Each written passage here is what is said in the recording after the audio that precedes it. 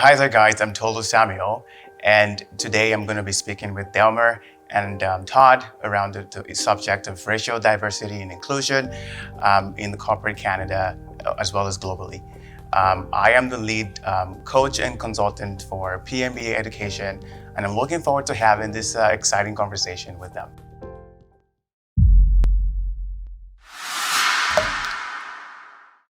Okay, so today here we have Todd and Delmar.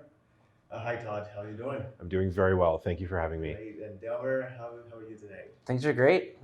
Definitely looking forward to having this conversation today. Awesome, awesome. Thank you guys for being here today. It's been a privilege having you guys around. But by the way, disclosure here, Todd is my boss back in CIBC. Great guy, great guy. Love working with you, Todd. And thanks for agreeing to come here to do this interview with me. Delmar, I've seen you in a couple of CAUFP events. I know you're the president of CAUFP. I'm going to talk a little bit about your profile soon. But yeah, it's I see you engage different professionals at different financial institutions, ranging from TD, CIBC, and that's impressive. I really applaud what you guys do over there at the CAUFP. Thank you. I'm just gonna do a quick intro for you here about Delmar, and I see here you have like a lot of great experience. Prior to you joining the CAUFP. You've worked, on different strategic initiatives with different organizations here. I can see the likes of Nike, BlackRock, Scotiabank, Mastercard. These are really good companies. So that's really great. And then Todd here, he's got a very great profile here.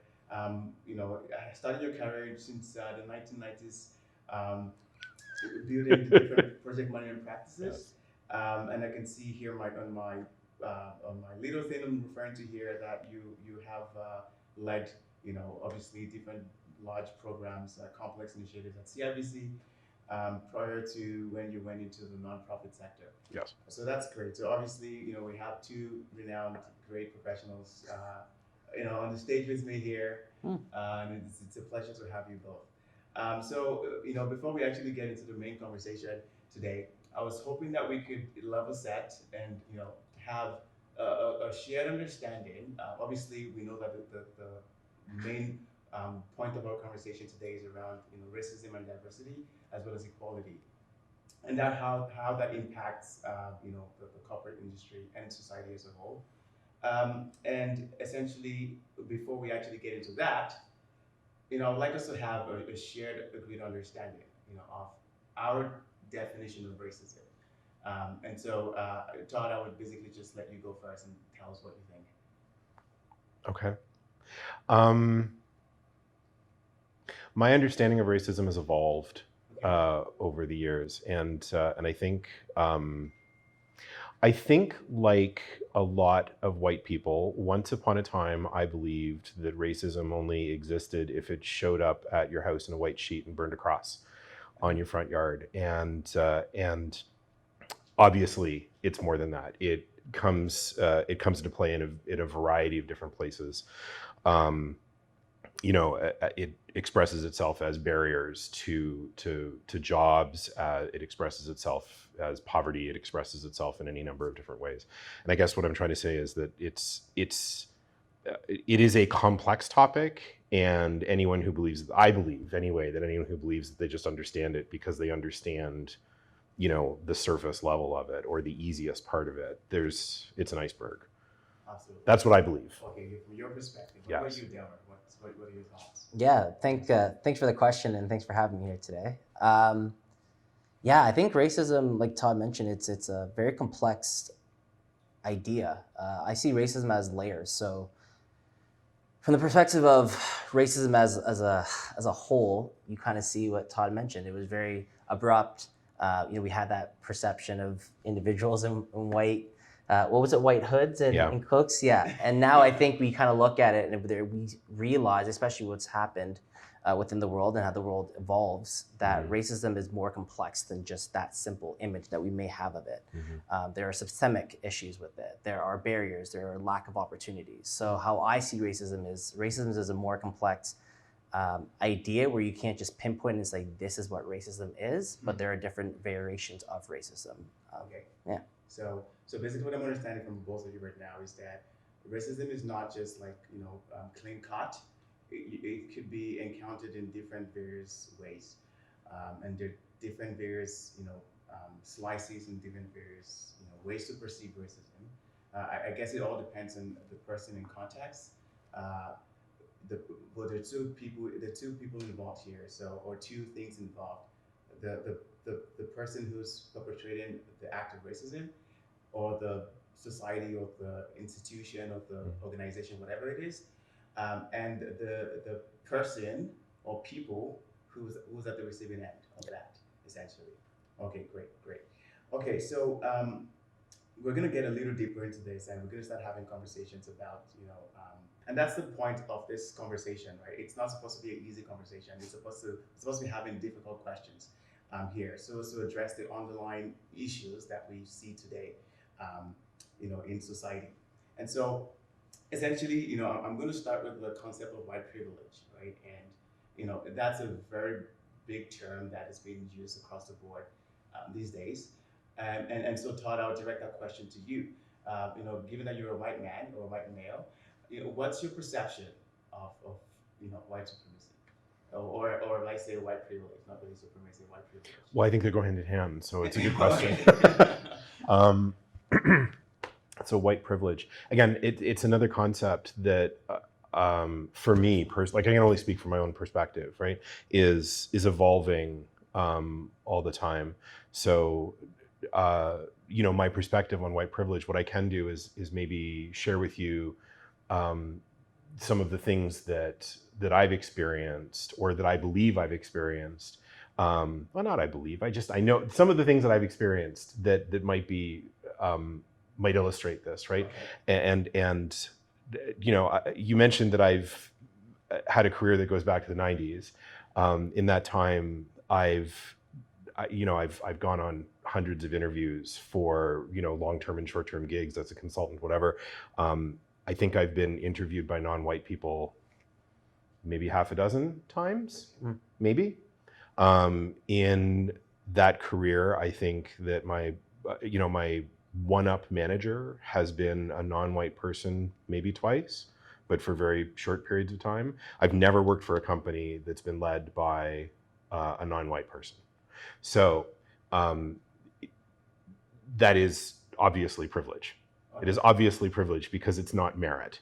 No one can say to me that in my career, which by the way took place in Toronto, which is supposed to be the most culturally diverse city in North America, that there weren't qualified people to be in those leadership roles, and that I just didn't come across them. So that is, to me, that's an example of privilege. But where does it come from? And it comes exactly from that other perspective, which is white supremacy. And as we live in a society that was built on white supremacy, and I know that's possibly a challenging thing to say, but I'm going to say it anyway.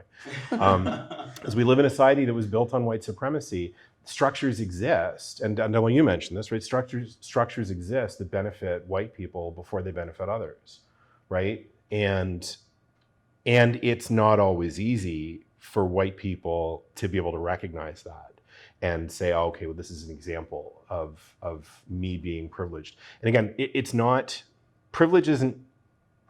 white privilege isn't meant to imply that my life as a white person was easy or without challenges. Okay. It is merely meant to imply that those challenges weren't as a result of my skin color. There you go. Okay, absolutely. Yeah. That totally makes sense. So Delmar, you're a black man in this room. Would you say that you've actually encountered or experienced, or maybe missed or been passed on certain opportunities because of the color of your skin? Would you say that the color of your skin has had a role to play, or has impacted maybe certain positions or roles that you would otherwise have gotten if you were white? What's your opinion? What's your perspective on this white privilege thing? Yeah, that's a complex question. Personally, I would say no. I don't think that because of my color of my skin that I was missed up on opportunities. Okay. But I guess to Todd's point, I guess I can only speak from my own perspective. Absolutely. And I don't think that the opportunities weren't given to me because they said, well, because he's a black man, Okay. he's not getting the job or he's not getting the role. Do I think that there were opportunities that may not have been presented to me because of privilege and not having privilege? Sure. I think we all encounter that, no matter if it comes from having white privilege or if it's black privilege or if it's any other type of privilege. I think there's this misunderstanding that privilege is something that is given or isn't given to others, right? And so I think I've been privileged enough that, as you said in my bio, I've been able to work with a lot of amazing companies that a lot of individuals would die to work for, just one of them. So if anything, I've been privileged in the opportunities I've had within my career. And so I think when it comes from a racial perspective, in my career, I can't honestly say that I was passed up on a role because I was a black male. Maybe that opportunity just wasn't aligned with where I was in my career at that time. Yeah. But I've always positioned myself in positions where I felt that I'd be best for a role. So I don't think I ever went into a position thinking that I was overqualified for something. Okay. I always went into it saying, I think I'm the right person for the role, and I proved that. And sometimes I got the role and sometimes I didn't. But I don't think it was, I didn't get the role because I was a black male. There may have been someone who was more qualified for the role or more aligned with the role with that company at that time was looking for. Yeah. I see what you're saying. Okay. And I think the concept, that's a really interesting way to look at it, because I think the concept of privilege is greater than that, right? And you touched on this as well. Yes, white privilege is real, and it's not the only privilege that that we may experience, right? Like I'm cisgendered, I'm male. This has afforded me privileges, right? I'm middle class. I have never lived with food insecurity, Sure. right? I'm able-bodied. I am mostly healthy. Like there's Absolutely. all of these things are representative of privilege. Yep. And as a result of those privileges, I have experienced life with fewer barriers than people that haven't had those privileges. Sure. And it's complex and intersectional. Yeah. Right? Like Yeah. it's they fit together. Totally. And the truth is that, once again, if I go back to sort of, the white supremacist society, and the building blocks, Yep. right? Well, then, being cisgendered and white and male has probably removed more of those barriers Sure. than any of those others have. But those others are very true as well. Yep. Yeah, absolutely. No, totally. Absolutely. And if you go on the news these days, you would see recently the George Floyd incident that occurred, and there's a lot of outbursts and rage around what happened, police brutality in the U.S. and all that stuff. Sure. So when we actually bring it home, maybe for example here to Toronto, Canada, or even maybe to the corporate world, right? Yeah. Like, would you think that Black people have the tendency to also exhibit some sort of racism? Again, I remember this may not be racism. Maybe this is basically anger. But do you think that Black people also have the opportunity? Or I want to say the opportunity. I'm going to use a better term. So would Sure. you say that Black people are also prone to actually have a very bad judgment or a bad way to look at other races, especially white people, maybe based on the way they've been treated, or maybe based on the way they've been perceived to be treated, maybe because Black people perceive that they're treated unfairly, and as a result, they're angry about that, potentially, and as a result, they have a certain notion or feeling of hate towards another race, maybe the white race, for example. Now, the reason why I'm saying this is because whenever you go on the news, right, it's always, everything you see is all racism, right? Most of the time. And I'm going to come back to you, Delmar, this one. Anything that happens, it's because, I'm Black. Someone gets arrested, or because I'm Black, maybe you're walking down the road and there's a random check by a cop, whether you're Black or not, or it's because you're Black. And there are some statistics online or on the internet, and these are facts that, if you pull, and maybe this might be because white people are more in numbers than Black people. Obviously, that's a reason why, or might be the reason why. But if you look at statistics, you will find that the number of people that actually get pulled over by the police in total, like white people are about at least 60 to 70% more than black people. Now, generally, do white people get killed by the police as well? Yes, some white people get killed by the police. Do black people get killed by the police? Yes, black people get killed by the police. But then black people emphasize that it's because of the color of their skin that they feel they're being targeted by community or by the police. So maybe the police force has a preconceived perception about them. In your opinion, right, what do you think the black community, like, how should the black community respond to this? Do you think that we are, as a community, as black people, do you think that we do have some sort of hatred towards white people? Do you think we need to, as that's question number one. Sure. Do you think we have some sort of hatred as a community?